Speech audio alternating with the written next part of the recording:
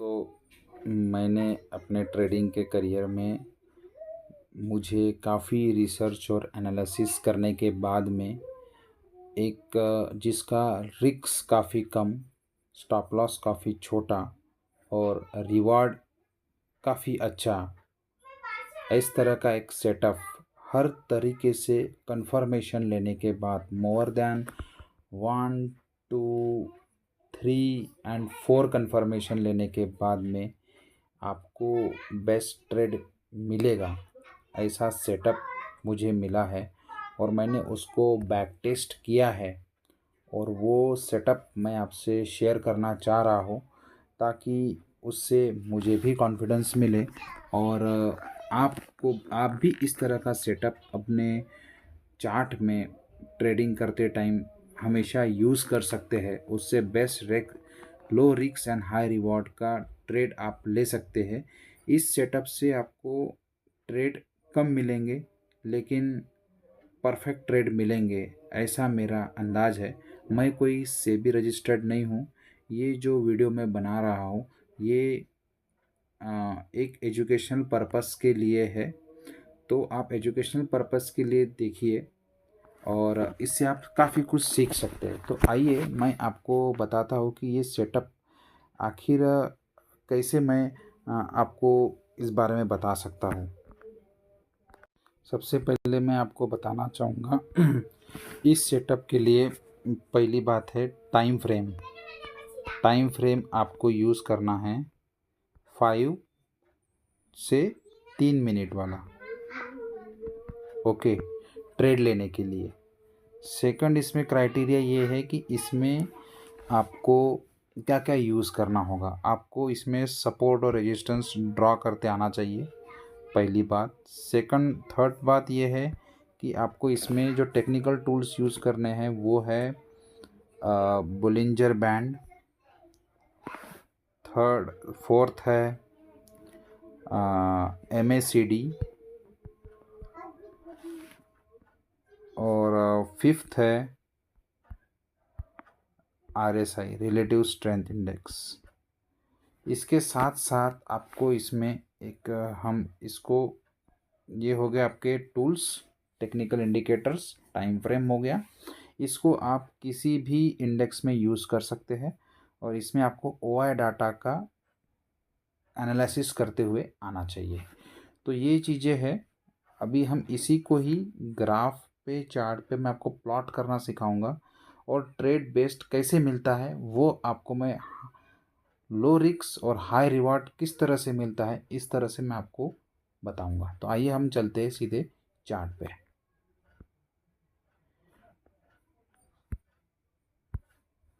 ये मैंने कोटक नियो का मेरा ऐप है जो मुझे one of the best app लगता है, वो मैं यूज़ करता हूँ। और इस ऐप में मैं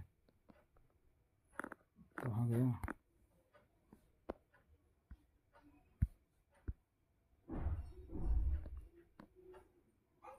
कोटक नियो के ऐप पे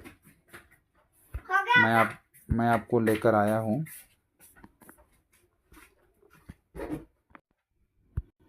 तो इसमें देखिए मैंने टाइम फ्रेम यूज़ किया है 5 मिनट का, है ना।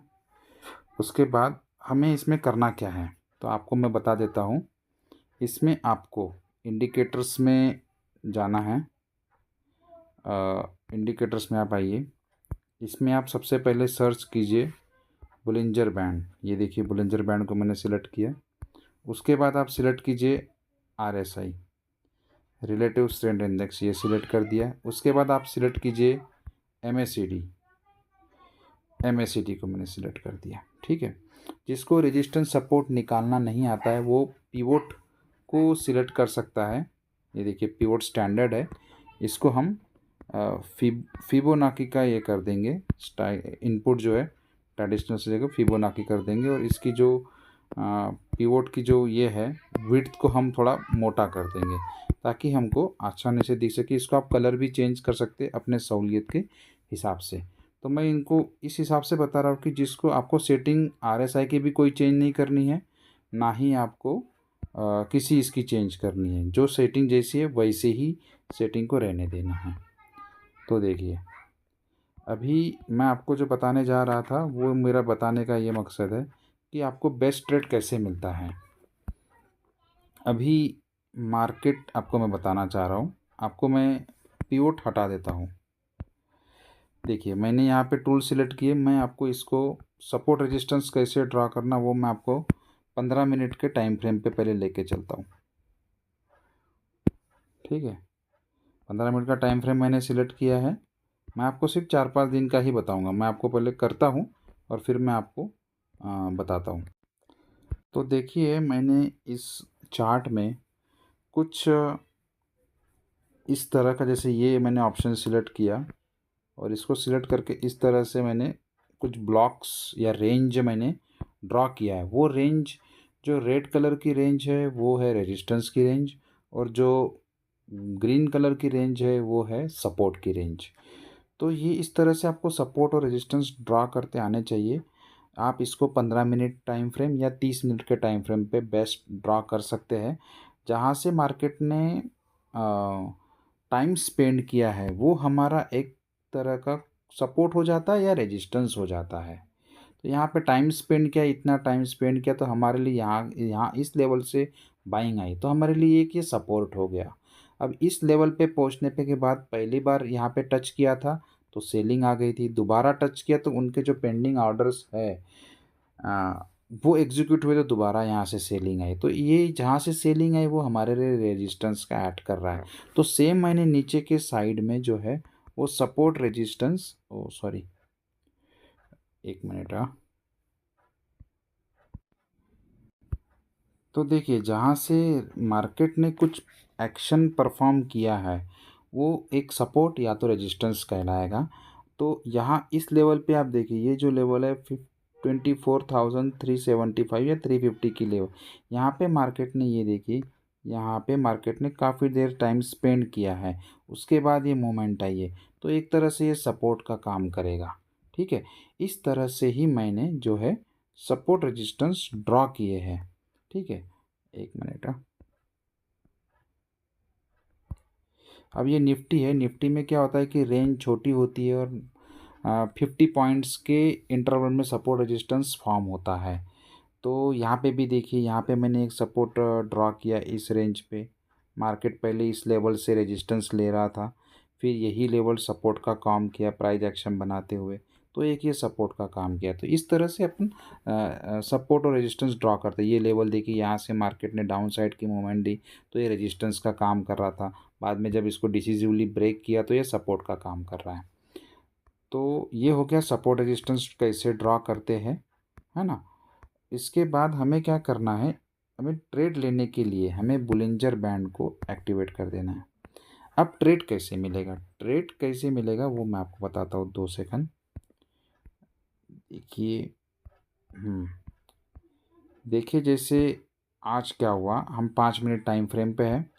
आप चाहे तो इसको 3 मिनट टाइम फ्रेम पे भी इस्तेमाल कर सकते हैं। मैं 3 मिनट टाइम फ्रेम आपको लगा के दिखाता हूँ। 12 तारीख, फ्राइडे का दिन, 12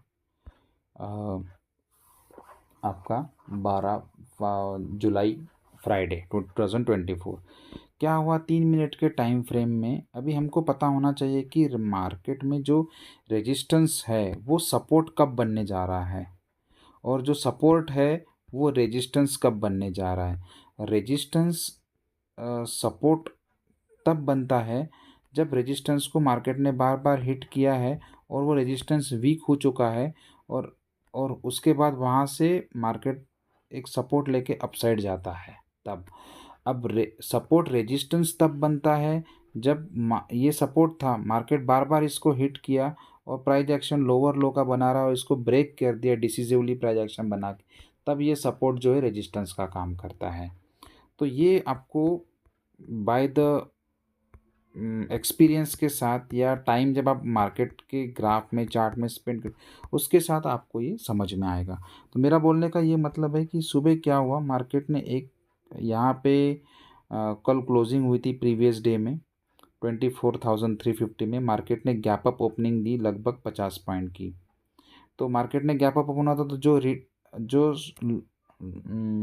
वीक प्लेयर थे उन्होंने अपना प्रॉफिट बुकिंग करना शुरू किया और मार्केट को उसी गैप को ये फिल कर दे, जो गैप बनी थी इसको फिल किया और मार्केट प्रीवियस डे के हाई पे आ गया, मतलब 24,350 में। तो जैसे इस लेवल पे आया तो जो बड़े प्लेयर है उनको उन्होंने अपनी पोजीशंस फॉर द मंथ या फॉर द वीक के लिए लॉन्ग साइड की बनाई है। उन्होंने इस लेवल से क्या किया कि अपनी बाइंग स्टार्ट की और बाइंग स्टार्ट की और मार्केट ने यहाँ से एक अपसाइड की मूवमेंट दी, है ना। तो अभी इसमें इसमें आपको जब ये इस लेवल पे आया तो आपको ये देखना है कि ये जो बोलिंजर बैंड की जो बीच वाली लाइन है, क्या ये इससे ऊपर ही है, फर्स्ट टाइम। सेकंड, आपको चीज़ ये चेक करने की मार्केट सपोर्ट पे है या रेजिस्टेंस पे है, ठीक है, वो चेक करना है। उसके बाद इसके साथ साथ आपको MACD चेक करना है। अभी MACD देखिए, अभी आपको MACD कहाँ पे दिखा रहा है आपको मैं बताता हूँ। ये देखिए, मैं कर्सर लेके जा रहा हूँ। MACD जब इस लेवल पे आया, ये देखिए ये एक कैंडल बनी, तो MACD भी लो या इधर से यहाँ से क्रॉस ओवर हो रहा था और यहाँ पे उसकी जो दो दो लाइन है MACD में, एक ग्रीन वाली और एक ऑरेंज वाली, उनके बीच में भी गैप भी बढ़ते जा रही थी। और जो यहाँ पे MACD में जो बन रही है बेस लाइन, बेस वो बड़ी बड़ी बनते जा रही थी, तो ये धीरे धीरे इसकी गैप बढ़ रही थी, है ना। तो हमें इसके साथ साथ MACD हमने देखा कि इसमें क्रॉस ओवर हो चुका है और उन दोनों के बीच में गैप बढ़ रहा है। तो इसमें RSI हमें कंफर्मेशन नहीं दे रहा है, बट अगर आप इसको MACD हो गया प्लस आपने गैप थ्योरी इस्तेमाल की, उसके बाद आपको जो प्रीवियस डे का हाई था वो सपोर्ट की तरह ऐड किया और आपने उस टाइम पे OI डाटा को भी चेक किया कि हाँ यहाँ पे 350 के लेवल पे सपोर्ट बन रहा है, पुट राइटर ज़्यादा है, कॉल राइटर नहीं के बराबर है या कम है। तो आपको 3 कन्फर्मेशन मिली, OI डाटा की, MACD की कन्फर्मेशन मिली और गैप थ्योरी की कन्फर्मेशन मिल गई। तो इस ट्रेड में आपने एक ट्रेड लिया और आपने उसको डे हाई तो क्रॉस किया ही किया, अगला जो रेजिस्टेंस आ रहा था 450 का वहाँ तक आपने उसको होल्ड किया। अब इसमें होल्ड कैसे करना है, जैसे ये मार्केट अपसाइड मूव कर रहा है तो जो बुलिंजर बैंड है इसमें देखिए क्या हो रहा है, मैं आपको बताता हूँ। बुलिंजर बैंड में क्या हुआ कि यहाँ पे एक बोलिंजर बैंड के ऊपर तो क्लोजिंग देने की कोशिश किया, बट अगली जो कैंडल रेड बनी उसने बोलिंजर बैंड का जो अपर ये मार्किंग है इसके नीचे क्लोजिंग दी। तो यहाँ पे हमारा एक डाउन ट्रेंड बनता है, बट कंफर्मेशन तब हुआ जब अगली कैंडल जो है वो उसके नीचे क्लोज हुई, ये हमारा कंफर्मेशन था। और यहाँ से बोलिंजर बैंड ने हमें एक डाउन साइड का ट्रेड दिया। इसमें यहाँ पे थोड़ा टाइम स्पेंड किया, यहाँ प्राइस एक्शन बनाया जैसे इस तरह से, तो यहाँ प्राइस एक्शन बनाया दोबारा जब इस लेवल पे, तो जो डाउन साइड लेकर जा रहे हैं उनका, तो उनका यहाँ पे जो रिमेनिंग, यहाँ पे उन्होंने कुछ क्वांटिटी एग्जीक्यूट की, यहाँ पे फुल क्वांटिटी एग्जीक्यूट की और वो बोलिंजर बैंड के एकदम डाउन पे लेकर आ गए, है ना। और ये जो मिडल लाइन है इसको भी क्रॉस किया, तो जहाँ मार्केट ने सपोर्ट लिया था वहीं पे वो लेकर आ गए। एक तो यहाँ पे हमें कंफर्मेशन मिल गया कि ये इसके नीचे ही क्रॉस कर रहा है, नीचे ही क्लोज कर रहा है। अगले कैंडल हमें कंफर्मेशन दे कि यहाँ आपकी एंट्री बनती है, आपने एंट्री ले ली। और एग्जिट तब तक नहीं करना है जब तक बोलिंजर बैंड का जो डाउन साइड की जो ये है लाइन, ब्लू लाइन, उसके पास मार्केट रुक नहीं जाता है।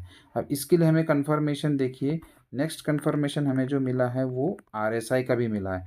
RSI देखिए, RSI ने एकदम टॉप पे था यहाँ पे, जब वो टॉप पे था यहाँ से डाउन साइड का ये कर रहा था और RSI ने भी डाउन साइड में ब्रेक किया और उस टाइम पे MACD का भी कंफर्मेशन आया है। MACD का कैसे कंफर्मेशन आया है, MACD ने ये देखो यहाँ पे क्रॉस ओवर करना शुरू कर दिया था, मतलब यहाँ से ये जो लाइन है, ये दोनों लाइन है, ये क्रॉस ओवर धीरे धीरे डाउन डाउन आ रही है, ये जो बेस लाइन है डाउन डाउन आ रही है। क्रॉस ओवर कहाँ पे किया, MACD ने देखिए क्रॉस ओवर किया है, ये देखिए यहाँ पे क्रॉस ओवर किया है इस कैंडल पे, और ये भी डाउन साइड में इसने क्रॉस ओवर पहले ही इंडिकेट कर